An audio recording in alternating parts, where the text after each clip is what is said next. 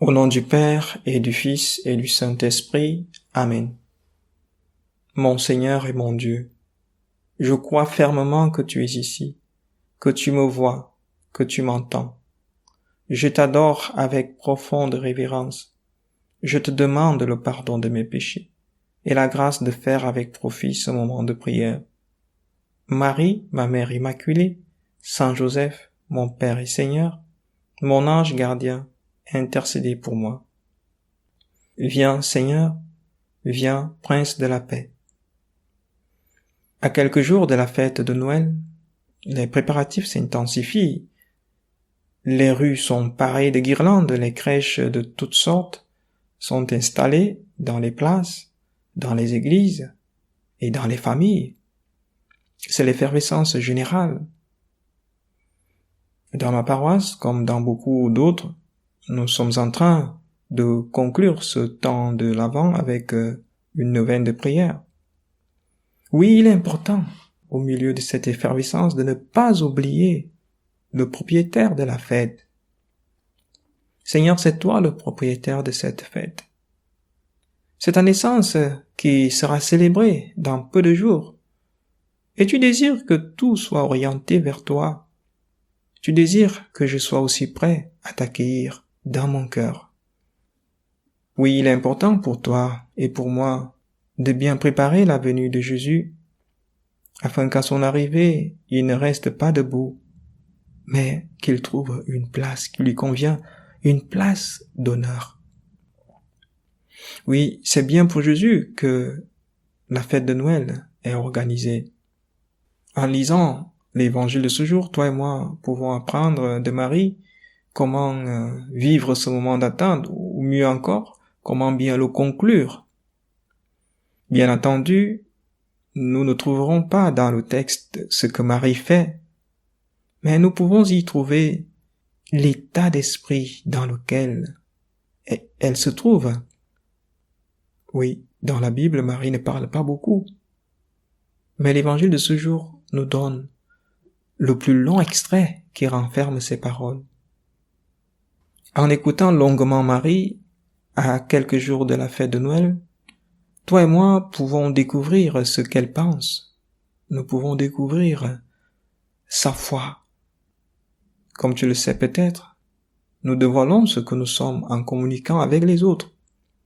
Écouter quelqu'un parler permet toujours de nous donner une idée de ce qu'il est, de ce qu'il pense.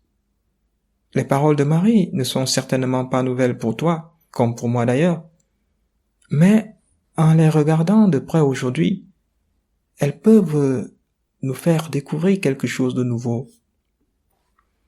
Dans la version latine de l'évangile de ce jour, le premier mot qui sort de la bouche de Marie est Magnificat, ce qui signifie exalte.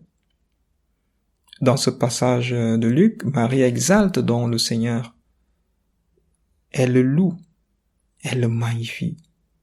Ce cantique tire alors son nom de la première parole de Marie, Magnificat. En lisant donc attentivement le Magnificat, toi et moi pouvons facilement nous rendre compte que Marie parle du Seigneur et de ses merveilles. Alors qu'elle est admirée et louée par sa cousine Élisabeth, Marie prend la parole et loue le Seigneur. Elle remet au centre le propriétaire, l'auteur des merveilles qui se trouvent en elle. À la louange qu'elle reçoit d'Élisabeth, elle répond par la louange à Dieu. Mon âme exalte le Seigneur.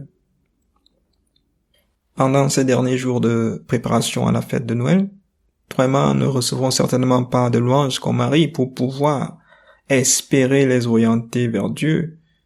Mais si le 25 décembre est aussi le jour de ton anniversaire de naissance, alors tu pourras bien profiter de l'éclat de la fête de notre Sauveur.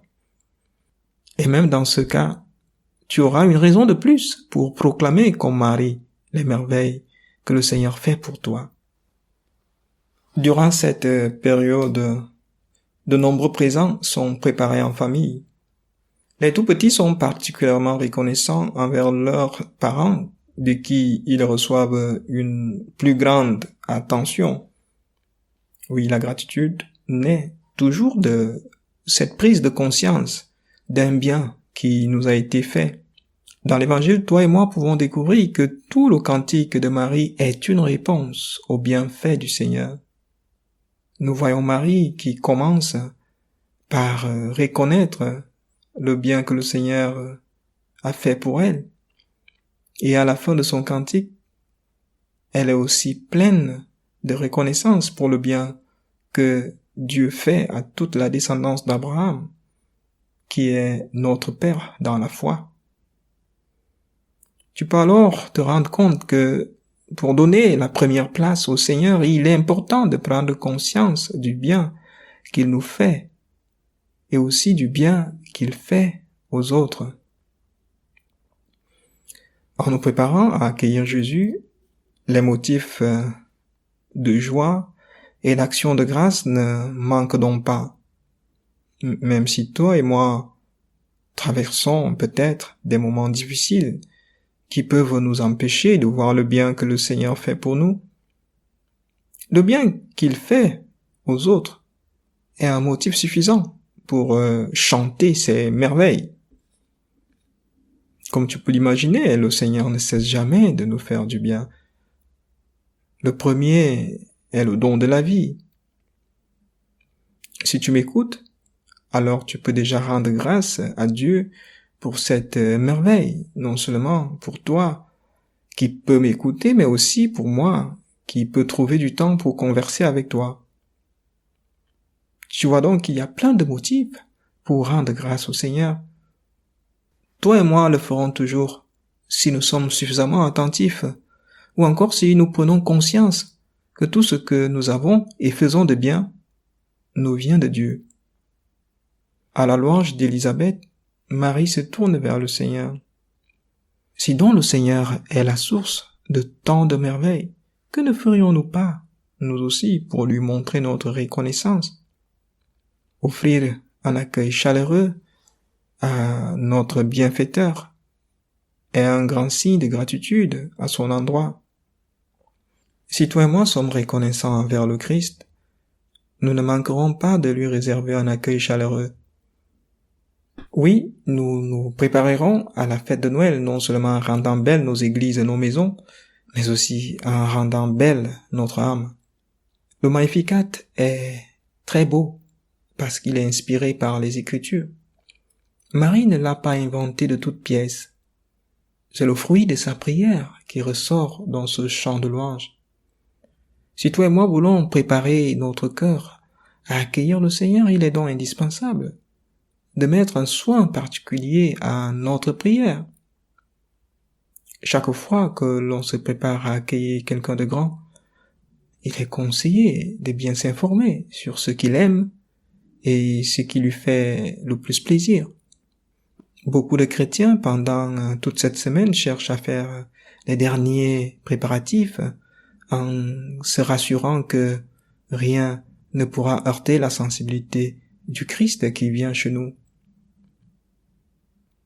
Dans ma paroisse, nombreux, pendant ces derniers jours, cherchent à faire une bonne confession pour mieux se disposer à accueillir le Seigneur. C'est certainement le cas aussi pour toi. Oui, nous ne pouvons pas prendre le risque de nous réjouir de la fête de Noël et de laisser à l'écart le propriétaire de cette fête. Nous ne pouvons pas organiser ton anniversaire, Seigneur, et t'oublier toi-même. Aide-moi, Seigneur, à te réserver bon accueil, car c'est toi qui donnes sens à cette fête, non seulement parce qu'il s'agit de ta naissance, mais aussi parce que c'est grâce à toi que nous avons la force et les moyens pour bien la préparer. Donne-moi, Seigneur, de préparer pour toi la meilleure place. Et je te remercie, mon Dieu, des bonnes résolutions, des actes d'amour et des inspirations que tu m'as communiquées dans cette méditation. Je te demande de m'aider à les mettre en pratique. Ma Mère Immaculée, Saint Joseph, mon Père et Seigneur, mon ange gardien, intercédez pour moi.